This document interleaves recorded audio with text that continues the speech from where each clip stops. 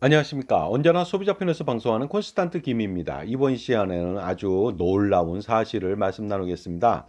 바로 돈 버는 은퇴가 되겠습니다. 국민연금 관련돼 가지고요. 노령연금을 받다가 부부가 이혼을 하게 된다면 분할연금을 지급하게 됩니다.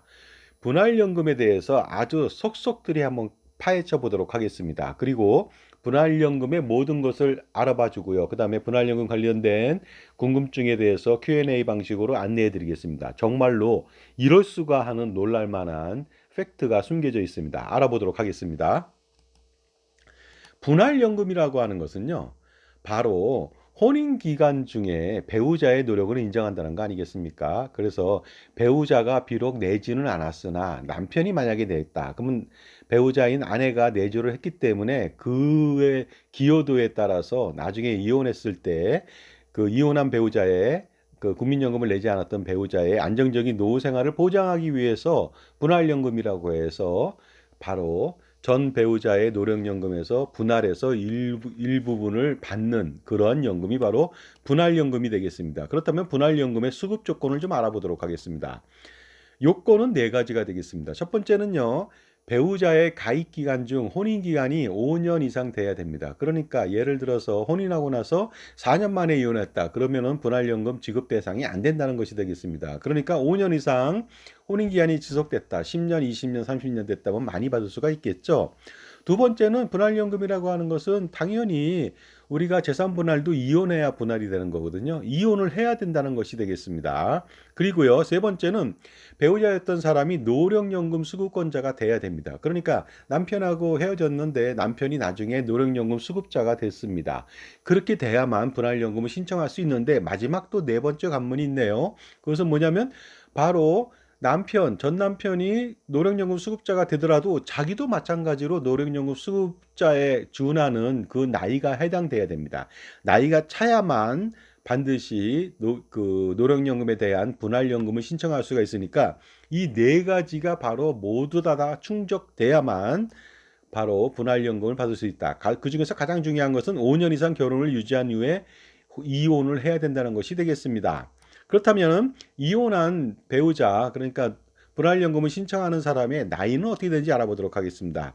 보시는 바와 같이 그 국민연금 수급 연령하고 똑같죠. 그러다 보니까 65년에서 68년생은 64세가 돼야만 분할연금을 신청할 수 있고요. 69년생 이후는 65세다. 앞으로 이혼하게 된다면은 69년생 이후니까 어떻습니까?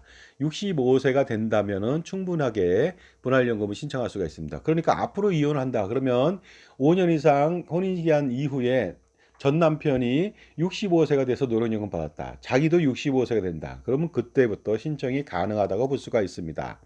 단 5년 이상 결혼 생활을 유지하고 이혼을 했다 하더라도요, 전 배우자가 노령연금을 받지 못한 상태에서 사망했다. 이렇게 된다면 분할연금은 꽝입니다. 받을 수가 없겠죠. 왜냐하면은요, 전 남편의 유족연금이 발생됩니다. 그것은 전 남편이 재혼했다면 배우자나 아니면 가족들한테 지급하니까 이혼한 배우자한테는 전혀 지급하지 않는다. 그러니까 가장 큰 문제가 뭐냐면요, 30년 동안 같이 살다가 이혼했다. 근데 아직 노령연금 수급 전이에요. 그렇다면은 노령연금 수급 전에 전 남편이 사망하면 한 푼도 받지 못한다는 그런 맹점이 있습니다. 따라서 이런 것도 있습니다.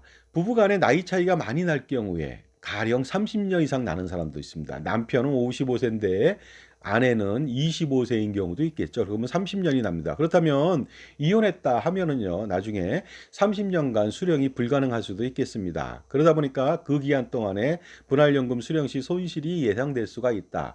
그리고 더 중요한 것은 그 전 남편이 30살 차이가 나지만 노령연금을 받지 못하고 죽었다. 그러면 아예 한 푼도 못 받고요. 노령연금을 받았다. 그런데 자기가 나이가 됐다 이제 그랬을 때는 신청할 수가 있겠죠. 신청하게 된다면은 장수하게 된다면 아무 문제는 없습니다. 그때까지 살아야 되겠습니다. 전 남편이. 그러니까 뭐냐면 전 남편이 90세에 죽었다. 그런데 나는 60세더라 이거죠. 그런데 남편이 5년 더 살았습니다. 그래서 나도 65세가 됐습니다.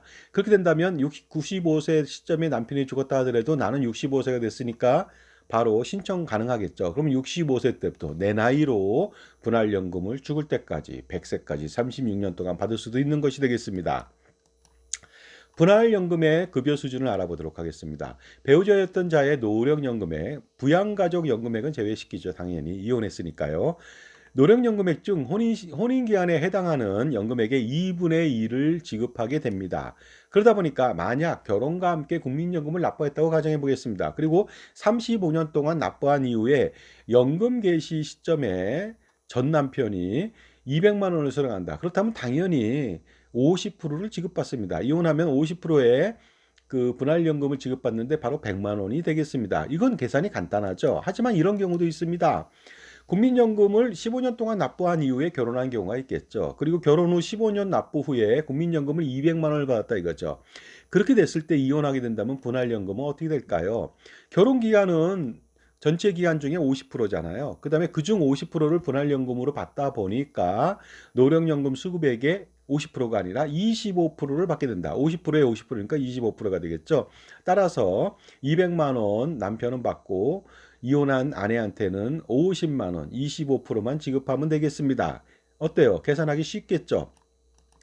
분할연금 신청 청구 기간이라고 하는 것은요, 5년 내 청구하지 않으면 안 됩니다. 제척 기간이 만료돼서 받을 수가 없게 된다는 거 주의하시기 바랍니다. 그런데 2016년도 11월 30일 전에는 수급권이 발생한 날로부터 3년이 경과된 때부터 수급권이 소멸됐다는 거 명심하시고요. 하지만 2016년도 11월 30일 당시 수급권이 발생한 날로부터 3년이 경과되지 않았던 경우에도 제척 기간은 3년이 아니라 5년을 쓴다는 거. 이것은 구제책이 될 수가 있습니다. 자, 그런데 분할연금도 과세 대상 연금소득이 되겠습니다. 노령연금, 그 다음에 분할연금은 연금소득세, 종합과세 대상이 되겠습니다. 종합소득세 과세 대상이 되겠죠. 물론 건강보험료 부과도 대상이 됩니다. 이때 건강보험료는 비과세, 과세랑 관계없이 총 연금액에 대해서 받는 노령연금액 아니면 분할연금액에 대해서 과세를 합니다. 하지만 걱정할 필요는 없겠죠. 왜냐하면 노후에 소득세를 과세하니까 소득세가 미미하다는 것이 되겠습니다. 그리고 건보료 부담도 경미합니다. 왜냐하면 건보료 같은 경우 2천만 원 초과했을 때 근로자 같은 경우는 건보료를 내야 되고 지역가입자 같은 경우에는 합산해서 내야 되는데 연금소득, 공적연금소득은요 50%만 소득인정액으로 인정하기 때문에 건보료도 미미하다고 볼 수가 있습니다. 특히 국민연금소득이 매년 770만 원 이하일 때는 납부할 세금이 없습니다. 분할연금으로 770만 원 받는 경우도 많이 있겠죠. 그랬을 때는 연금소득공제, 그 다음에 인적공제하고 표준세액공제를 하니까 770만 원까지 세금이 없으니까 세금 걱정은 안 하셔도 됩니다. 이혼하면서 분할연금 받을 때 말이죠. 그리고요, 배우자였던 이혼했던 사람이 이혼한 전 남편이죠. 배우자였던 자가 소득이 있는 업무에 종사해서 감액된 연금액을 지급받을 수도 있겠죠. 예를 들어서 연금 받다가 소득이 뭐 440만 원 이상이 됐다. 그러면 그때부터 조금씩 감액이 됩니다. 몇만 원씩. 그러면 계속적으로 감액이 되겠죠. 그런데 이랬을 때 분할연금도 그러면 감액된 금액에서 그 50%를 받느냐? 그건 절대 아닙니다. 감액되기 전에 노령연금의 기준에서 50% 아니면 결혼 기간에 따른 50%를 반드시 받게 되니까 손해는 없다고 볼 수가 있습니다. 자, 그렇다면요. 배우자였던 자가 소득이 있는 업무에 종사하면서 국민연금을 연기할 수도 있습니다. 그렇죠. 왜냐하면 연봉이 1억, 2억, 3억 되면 연기해야죠. 물론 7천만 원, 8천만 원 정도 된다면 연기할 필요 없습니다. 삭감액이 얼마 안 되거든요. 하지만 고액이라면 연기하겠죠. 5년 동안 연기한다면 어떻게 될까요? 나는 이혼했는데 65세 됐는데 왜 안 주냐? 근데 남편이 연기했다 이거죠. 그럼 나 또한 5년 동안 기다려야 되냐 이거죠. 그러면은 5년 동안 못 받으니까 이혼한 사람은 굉장히 불편하거나 손해가 막심하겠죠. 하지만 걱정할 필요가 없습니다. 바로 분할연금은 내가 이혼했으니까 연기할 수 있는 대상이 아닙니다. 그러니까 정상노령연금이 65세 때부터 받을 수 있고 내가 65세가 된다면 바로 받을 수가 있는 것이죠. 전 남편이 아무리 연기해도 관계없습니다. 바로 저는 이혼한 사람은 바로 50%의 분할연금은 제때 받는다. 연기해서 같이 받는 것이 아닙니다. 자, 아니면 이번에는 배우자였던 자가 국민연금을 조기 수령하는 경우도 있겠죠. 만약에 65세 연금 받아야 되는데 동갑인 나이예요. 그러면 65세 받을 때 나도 50%를 받을 수 있잖아요. 이혼한 사람은. 하지만 65세가 아니라 60세부터 조기연금을 수령한다 이거죠. 그렇게 됐을 때는 나는 그러면 조기연금 똑같이 50% 받느냐 이거죠. 일반적으로 받을 것 같잖아요. 그렇지 않습니다. 조기연금도 받을 수가 없습니다. 그러니까 그 조기연금을 전 남편이 받았다 그러면 5년 경과된 이후에 받는 금액이 높아졌겠죠. 그 금액의 50%를 바로 분할연금으로 받게 됩니다. 그러니까 그 분할연금이라고 하는 것은 조기연금 받을 수 없고요. 그 다음에 연기해도 연기해서 받는 것이 아니라 정상노령연금으로 받을 수가 있으니까 이 점 반드시 그 확실하게 파악하셔야 되겠습니다. 그런데 만약에 조기 연금을 받던 전 남편이 65세 전에 사망하게 된다면, 그러니까 노령연금 발생 전에 사망하게 된다면 어떤 일이 벌어질까요? 이때는 정말로 최악의 참사가 일어납니다. 왜냐하면 이혼했으나 분할연금은 날아가 버리고 유정연금은 다른 가족한테, 이혼한 배우자가 아니라 다른 가족 아니면 배우자나 재혼한 배우자나 그 직계비속한테 간다는 사실입니다. 그러니까 이혼하고도 엄청난 손해가 발생할 수 있다는 것이죠.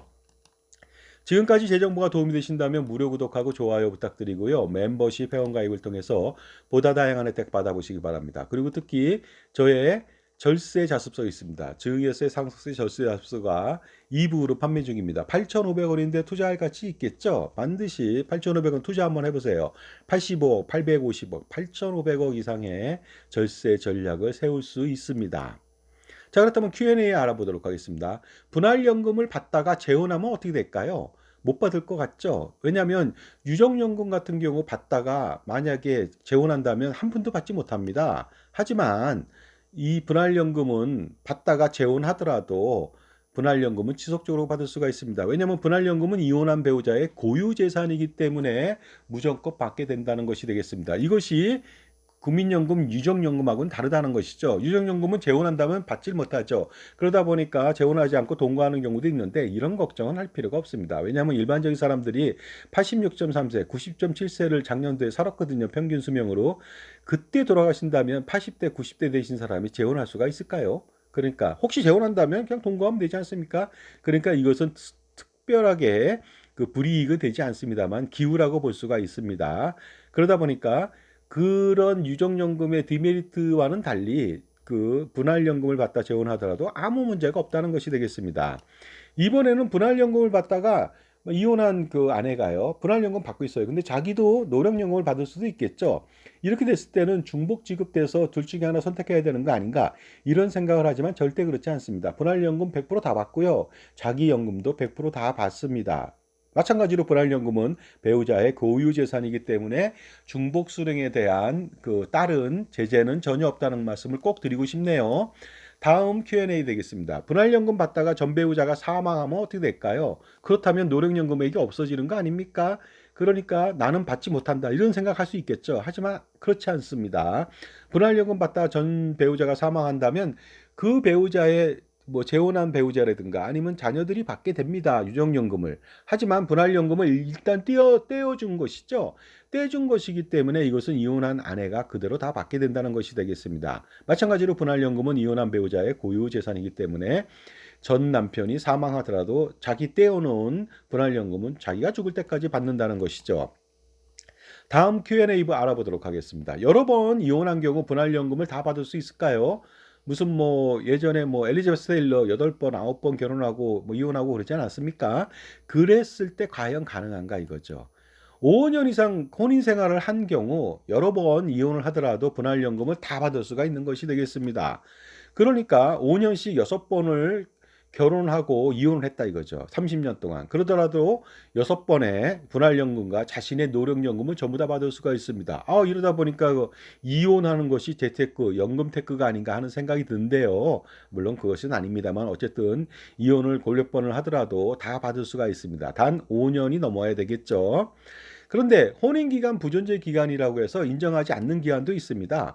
비록 이혼하기 전까지라도 만약에 같이 합당하게 그 혼인기간으로 인정하지 않는 것들이 있습니다. 그럴 때는 그 기간은 분할연금 지급 대상이 아닌 것이 되겠습니다.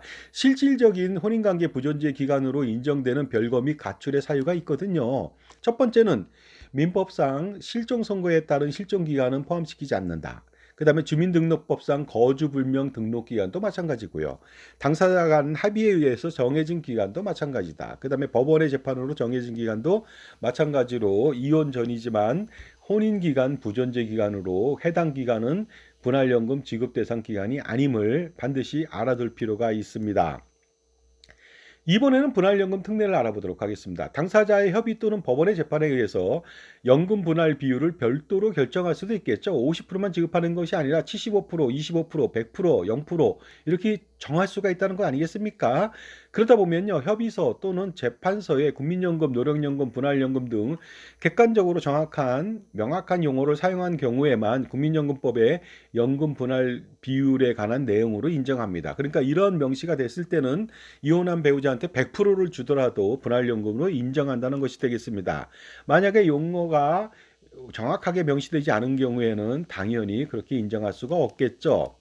그런데요, 만약에 이런 경우가 있겠죠. 그러다 보니까 국민연금을 받다가 사망할 경우 중복 제한 지급이 있습니다. 그러니까 자신의 노령연금 100%하고 유정연금, 그러니까 20년 이상이면 60%고 거기에 또 30%만 선택하든가, 아니면 자신의 노령연금 100%를 포기하고 유정연금 60%죠. 그거에 100%를 선택하든가 둘 중에 하나 선택해야 됩니다. 이랬을 때 포기하는 것은 중복 수령 불가에 따라서 포기하는 것은 엄청난 재산적 손실이 발생됩니다. 그러므로 편법을 쓸 수가 있습니다. 사망 전에 이혼해서 분할연금으로 자신의 노령연금 100%를 지급한다는 협의 분할을 한다 이거죠. 만약에 남편이 죽을 때가 됐어요.